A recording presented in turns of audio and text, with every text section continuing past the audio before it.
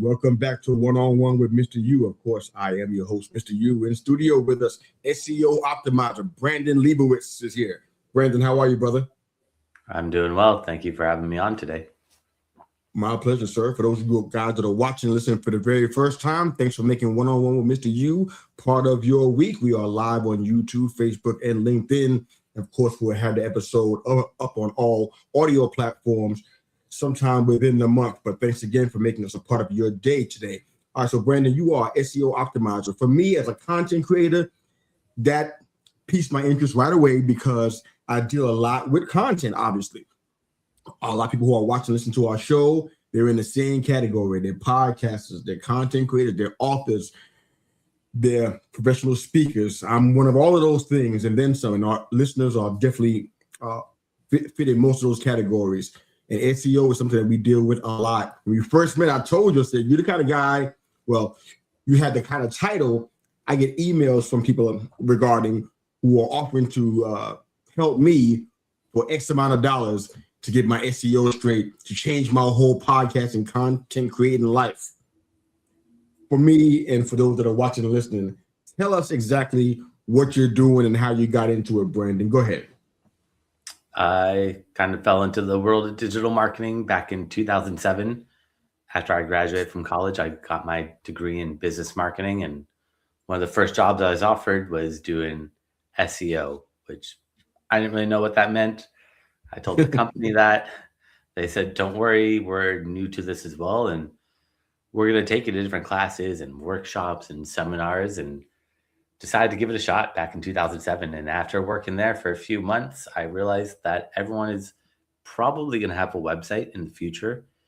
And back then I was helping out with social media, doing email marketing, doing paid ads, doing search engine optimization, and the SEO just kind of stuck out as a way to get free traffic. And I thought, who doesn't want free traffic? Why would you want to spend money on paid ads? Everything I mentioned works.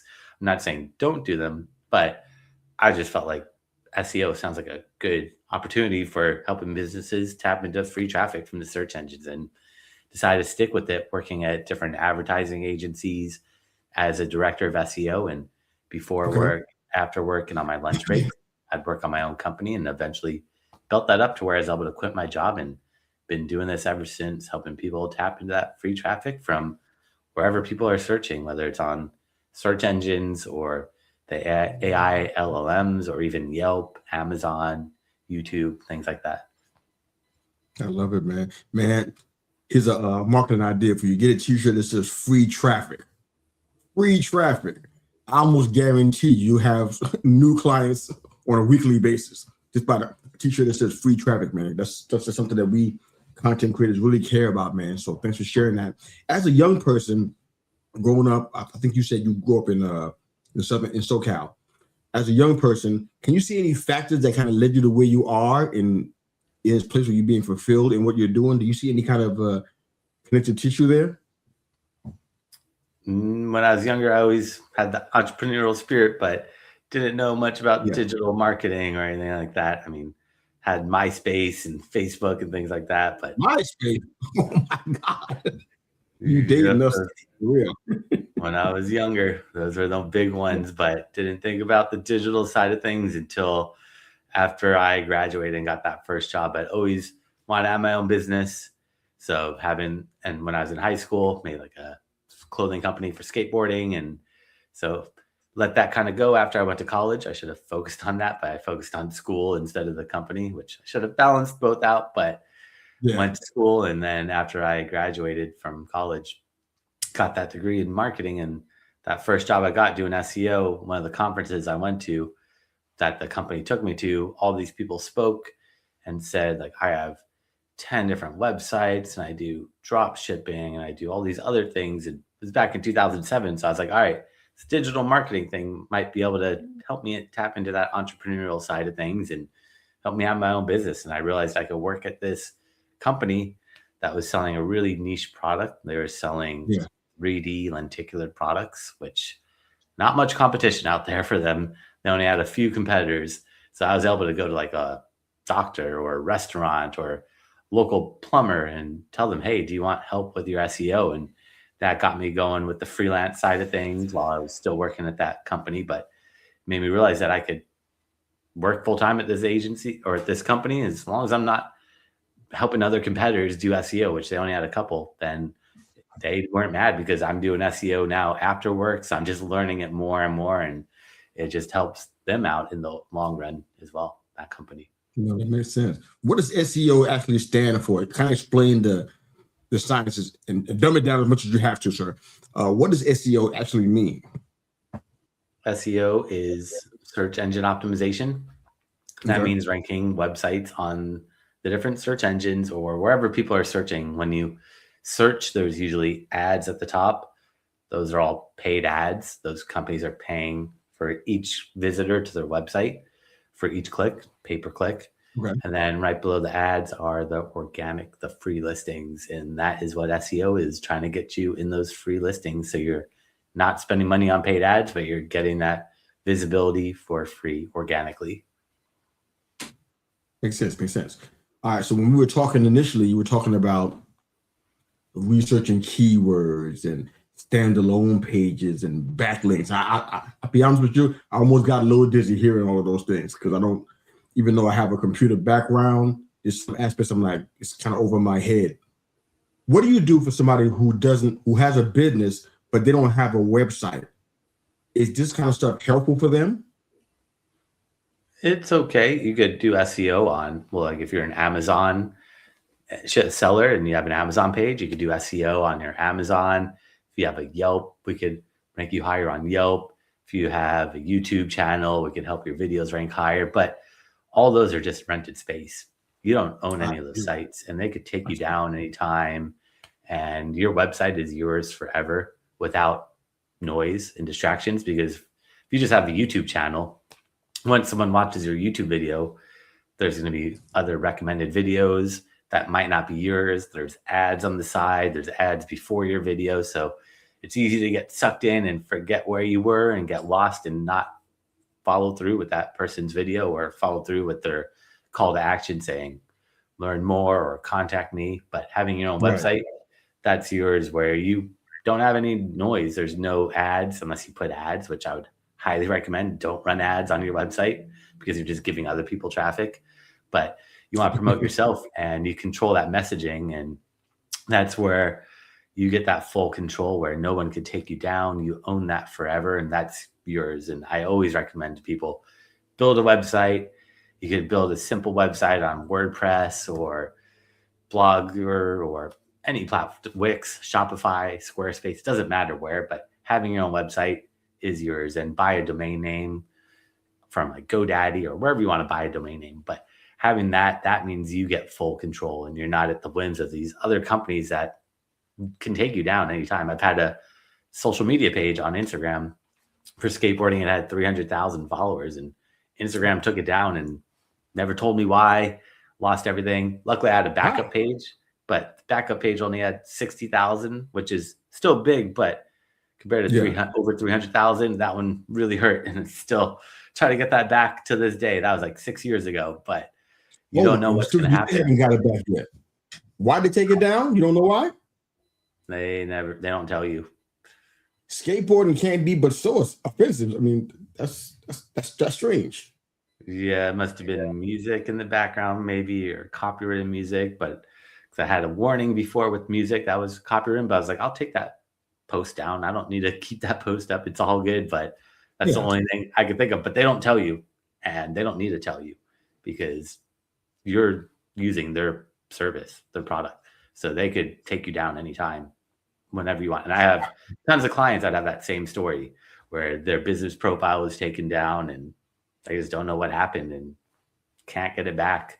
So you don't want to just rely on these third-party sites and social media. I mean, it's great for exposure and visibility, but you don't know what's going to happen. Your competitor could report you or who knows what could happen. And you don't want to be like, all right, what happened to me, and waking up and find out that it's gone. Luckily, I had a backup page because I knew that happens to I saw other people in my industry that had that same issue. Someone like one of my friends that had a big page too for skateboarding, his page got taken down. He got it back a few months later, but he didn't know what happened. So he built a backup page. So when I saw that happen, I realized maybe I should make a backup page for mine. And then a year later, that happened to me as well. And it's just, Wow. you can't control those things, especially as a content creator. If you're relying on Facebook or Instagram or TikTok and YouTube, it's good to have those pages and those profiles and that presence. But I try to be omnipresent and be everywhere. So for my skateboarding page, I had a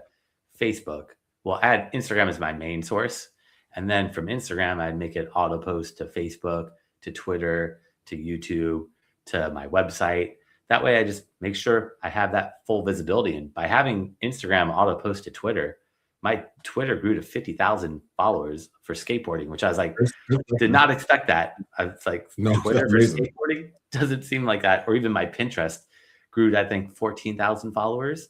And my Pinterest is all like skateboarding and social media and SEO, which is not the typical demographic of a Pinterest user that you would think, but you never know where your audience is. So I try to just have it be everywhere, because then people like to see that as well. Like, you're not just relying on one platform. No, definitely. I love that. The website situation is something that, excuse me, I've been personally challenged with over the years. I've built businesses and done different things with my coaching work. And for some reason, I just found it a struggle to have and maintain a website. So I have a couple of questions I want your expert opinion on. One, do you have any, first part of the question, do you have any, I know you mentioned, you named 3 places that you can get a website from, but as a personal preference for yourself, what would you recommend to somebody who is want to get a website, kind of no frills, they don't want to pay a lot, if they can help it because, for financial reasons? What would you recommend for them as far as the go-to place to get a website and maintain it? And the second thing is, what do you recommend that they have in order to even start the process of getting a website? Do they have to have a book? Do they have to have a business? Answer those 2 questions for me, if you don't mind. I want your expert opinion, Brandon. Go ahead. Yeah, you could just make a website right now. 13-year-old kid could just go and buy a domain from GoDaddy and build a website and just put pictures of their skateboarding videos up there. You don't have to have any business or anything. You could just create something. And the sooner you create your website, the more age, the more history it has, and the more trust you're going to get from search engines, because search engines don't trust anybody. And a brand new website has 0 trust. And that means they're not going to rank you. So like, I have clients that have a 20-year-old website, and that has so much history built into it that they're able to rank much faster than someone that comes to me with a brand new website. I tell them that it's going to take, depending on the keywords in the competition, it could take 6 months to rank you on the search engine. So anyone that doesn't have a website and is thinking about it, buy a domain name as soon as possible. You don't even have to build a page. Just buying that domain name from whatever domain platform you want to buy it from, like GoDaddy or wherever, just build some age into it and some history into it, so you get a little bit of trust. And for the platform, it doesn't really matter what platform you use. WordPress is probably the most popular one. Over half the internet is built on WordPress, and it's free, and can't go wrong with that. Shopify is for e-commerce, so if you are trying to sell a product, Shopify is a good one, but you have to pay for it. Squarespace and Wix are okay, but WordPress is... I've had a Wix, but no longer. I've had a Wix. No, Wix is fine, but if you are rebuilding a new website, I would say go to WordPress. But if you're already on Wix or Squarespace, don't change platforms. Stick with it. You don't need to change. Do you think now? I heard you mention a 13-year-old. I'm like, okay, you went all the way down to lowest common denominator with that one. But do you think that WordPress is user-friendly enough in 2026 that you can build your website out without having to have massive amounts of technical knowledge? Think they can handle it on WordPress? Building websites not fun. I built my own website, and it took me a little while. It was a little learning curve. They give you documentation on how to do it, but I have people in their 80s updating WordPress. They didn't build the website. Building a website is a whole different thing, but they're going into WordPress, and they're a catering company, so they're adding new events that they're catering, and they're updating their blog and changing things, because it is pretty user friendly. And then the only reason I met a 13-year-old kid was saying, like, you don't need to have a business. That was what I was trying to get at, is you don't need to have anything. You just need to have an idea. Or if you're trying to build a personal brand, buy your domain name, your name as your domain name, and just start building that up with content and adding pages here, there, little by little. You're Okay. going to start having a full, robust website with a bunch of content and blog posts and different, whatever you're trying to target, different services. Or if you have a book, you can put the book there. If you're coaching, you put the coaching there. And you can put the about us and contact us. If you have social media, you have the social media there. Like my skateboarding one that I made, the website for skateboarding, all I did was make it so anytime I post on Instagram, it would make a blog post about that on my website. So I never even posted on, I never even did anything on that skateboarding website. And it still works to this day with my backup page. Anytime I post on that Instagram page, it automatically creates a blog post on my WordPress website. So it keeps my website updated with fresh content. And then I control all that messaging there. So I'm not relying on Instagram, because worst case scenario is they take me down again, which hopefully that does not happen. I'm trying to be much more conscious about the music in the background, but you never know. You could play a song and then all of a sudden, a few months later, that artist is like, no, this is my music. You can't be using it. And then you might not know that they're going to put a strike against you. Yeah. Just as a rule of thumb for you, is there a certain time that people should post on social media, or a certain way they should post? Do you have any suggestions on that for content creators? Not really, because now it's an algorithm. So in the past, I would say, like for my skateboarding page, I'm in Los Angeles, I would post at like 7 a.m.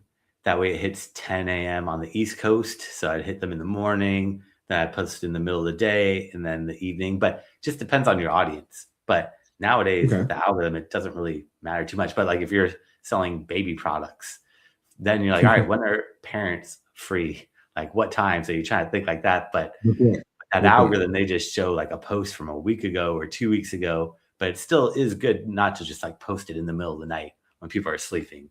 But it's not as important as it used to be. But I would still be conscious. Like try to think like for email marketing, like 7 to 11 a.m. Tuesday, Wednesday, Thursday is the best time to post on email. So I try to think of that. Like if I'm targeting business owners, that's the best time to message people.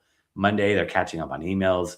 Friday, they're checking out for the weekend. But if you're like a nightclub, then you want to do the opposite. You're like, I got to hit them on Thursday, Friday, Saturday.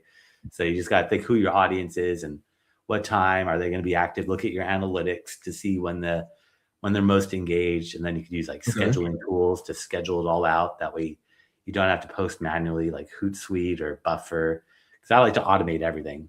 Like I like to set it and forget it. And I'll schedule out all my posts for social media a month ahead of time. And I just post on one platform and then have it auto post using tools like Zapier that connect everything. So it just posts to everywhere. And it just looks like I'm everywhere. Because social media doesn't seem like it takes that much time, but posting once a day on all these platforms takes a lot of time. And a lot of time. It's best to just set it up early, and then you just go in and check comments and check DMs and messages and engage with other people. That way you're not having to schedule, come up with content, captions and all that. You're going to have a lot of people probably just going to watch this on live or on replay. They'll have a lot of questions on how to do that. They'll be hitting you up, Brandon, for sure. I got a couple more questions for you, and then we'll let you go ahead and get back to the rest of your day. One thing I want to ask you about, you talked about being an average skateboarder, and that didn't shock me because you're in SoCal. That kind of made some sense to me. But is there a myth about Southern California that you hear about a lot that you kind of want to dispel live right now on our show? What's the myth about SoCal that you hear all the time, but it's not true? Kind of bust that bubble for our listeners and viewers if you got one. Go ahead. I would say, unfortunately, most of the myths are probably pretty accurate about Hollywood not being the prettiest place. And people the myth is probably that Hollywood is nice and full of movie stars, and you get there and it's just a dirty kind of place that nobody wants to go to. Like, I don't go to Hollywood. No one goes to Hollywood. It's just a scary place to go, especially at night. But you would think the opposite, like Hollywood, movie stars and everything. And it's unfortunate how downhill it's gone. Even when I was growing up, it was never a place that you want to go. But they got the Walk of Fame, the stars on the Hollywood Boulevard. But once you go there as a tourist, you're like, I am never going here again because this is not what I was expecting. It is a weird place. It's called Hollyweird now, not even Hollywood, we call it. And the cost of living is super high too, if I'm not mistaken, right? In SoCal, especially. Yep, it is a little pricey. That's why if you grew up here, then it's not that bad. But anyone trying to move, it's expensive because there's rent control. So if you've lived here for a long time, you get to pay nothing. But anybody that wants to move in has to make up for you paying nothing because your landlord is like, wait, this person's paying $800 for a 2-bedroom, 2-bathroom spot 4 blocks from the beach. It should be $2,000, but you're paying $800. So anyone moving in, we're going to charge them $4,000 because we got to balance it out. So it's like, I always like rent control until I realized that it kind of makes prices higher than it should be. Like the only cities with rent control, like New York, LA, and San Francisco, are all the most expensive cities, which you would think it would be the opposite if rent control was helping, but it only helps people that live there. Like one of my roommates or old roommates, he lived in Santa Monica for like 30 years and he paid $800 to live 4 blocks from the beach in a 2-bedroom apartment. Whereas my neighbor was paying $4,800 for the same unit, but it's because they moved in recently and he was there for decades and he's never leaving that spot because you can't beat that $800 to live 4 blocks from the Santa Monica beach. That's some prime real estate right there. Sounds nice. Yeah, I'm from New York, so I get the whole rent control conversation. I totally get that. All right, so final question for you, man. But before we get to that, if you're watching our show right now and you're live with us, how you reach Brandon? Pretty easy. SEO Optimizers with an S on the end, .com/gift. SEOoptimizers.com/gift. And Brandon can tell you how else you can reach him or what you can expect when you hit that link. But before he gets to that part, one final question for you, Brandon, for our listeners and viewers. What's the number one tip you'd give anybody who's a podcaster, author, content creator, speaker, etc., trying to use the internet to their advantage? What's your number one tip for them? And then let folks know how they can find your work outside of that link. Go ahead, Brandon. I would say consistency is number one, and being persistent and not just thinking, all right, I'm going to make a podcast and I'm going to get all these downloads, or I'm going to write a book and I'm going to become get all these speaking engagements. You got to build all that stuff out and be patient with it. And if you keep working at it little by little, you're going to see that growth. And some people go viral and just explode, but most people need to slowly build that up. So don't get discouraged if you're not seeing that immediate traction, and just keep sticking at it and keep working at it, tweaking your content, your messaging, and you're going to see over time, you're going to start growing and getting to that level that you want to be at. But persistence is number one. Don't get discouraged because we're in it for the long run. We're not here for the short run. I mean, some people, we all want that instant gratification, but that's not how it usually works. So don't get discouraged. I've been doing my stuff for years, and the skateboarding one, it took a couple of years to get that traction. Mine, I got in early, so I was able to get in back in like 2016. Okay. So it wasn't as much competition, but even now it's hyper competitive on social media, but you can still break through, and just finding that unique angle or niche down also. Like if you're just selling or doing something really generic, that's fine. But if you can find something niche about it that helps differentiate yourself from everybody else, that's going to help you get that growth faster. I love it. Brandon, thanks for jumping on with us, man, and enlightening us about SEO and websites and links. We need all the help we can get, brother. Thanks for being here, man. Thank you for having me on today. My pleasure. If you're watching this for the very first time, thanks again for making us part of your week. We're live on YouTube, Facebook, and LinkedIn right now. And of course, we'll get this audio episode up as soon as possible, probably within a month from now. But we just thanks again for your time in doing this and for being here, Brandon, and for sharing some of your time with us and your knowledge, man. Thanks again for doing that. That's Brandon. I'm Mr. U. Have a great day. Thanks again for watching and listening to One-on-One with Mr. U.